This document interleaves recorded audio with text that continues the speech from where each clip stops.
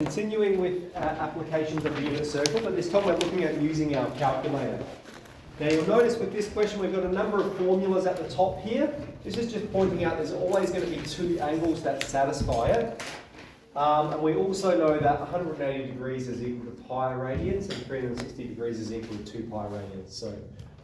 So rather than writing out both formulas, we can just substitute in pi there for radians and 2 pi there for radians. Okay, so we have firstly find two angles such that sine of theta equals 0.453. So let's talk about what it means, right? Here's the unit circle. The y values, sine is the y value. So we want to know when's the y value 0.453. That's going to be about there, right? And so that's going to be this point and this point on the unit circle. And so the question is, what's the size of this angle, theta? And what's the size of this angle such that the y value is 0.453? Now, what we'll do in our calculator is firstly we'll make sure it's set to degrees. Okay, so we need to be comfortable converting between the two. So shift menu, and the bottom one says degrees. And what we'll do is we'll just go theta is inverse sine of 0.453. So the way we type that in is we would press shift sine 0.453, and if we do that we'll get 26.93, which is 26.9 degrees. Okay, now that's what, Harry and Mel, that's what we'll call theta 1. That's our first angle. And that makes a lot of sense, right? Okay, our first angle there is 26.9 degrees. Now the way we find angle 2 is we just have to look at the sine formula because we're interested in sine. And it's just 180 degrees take away the angle that we found.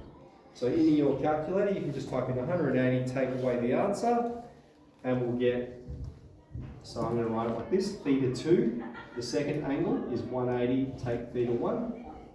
All right, 180 degrees, take away this, and we'll have 152.1 degrees.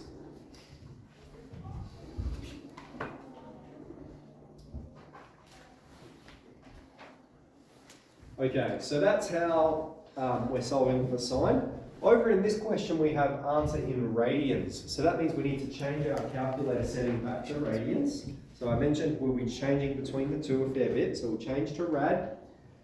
And we have cos theta is minus 0.921. So what this means is the x value, cos is the x value, and we want the x value to be minus 0.921. So that's going to be there somewhere. And what are the two angles? Well, the points on the unit circle would be here and here, okay, with an x value of minus 0.921. And so we want to know, well, firstly, what is this angle? And then secondly, what is this angle around to here?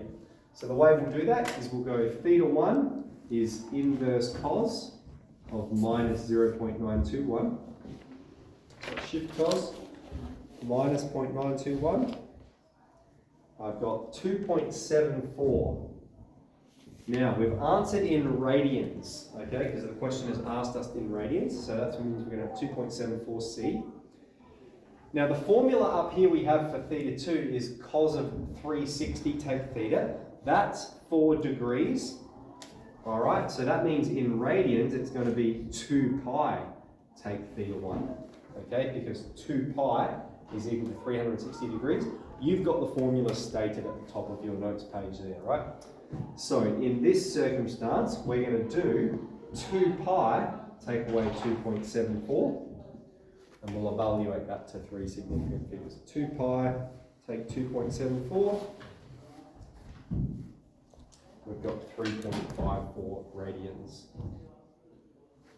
Okay, so our two angles, we have theta 1 and we have theta 2 that satisfy inverse cos being equal to 0.921. Okay, next let's go to tan. So we want it in degrees. So firstly, we'll just change our calculator setting back to degrees. We'll go inverse tan of 7, and we'll get theta 1 is 81.87. that's 81.9 degrees. And then for theta 2, it's just 180 plus theta.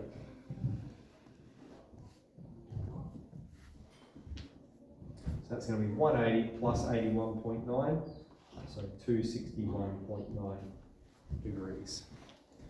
Okay, so I reckon if you do a couple of those, we don't need to dwell too long on this exercise at all.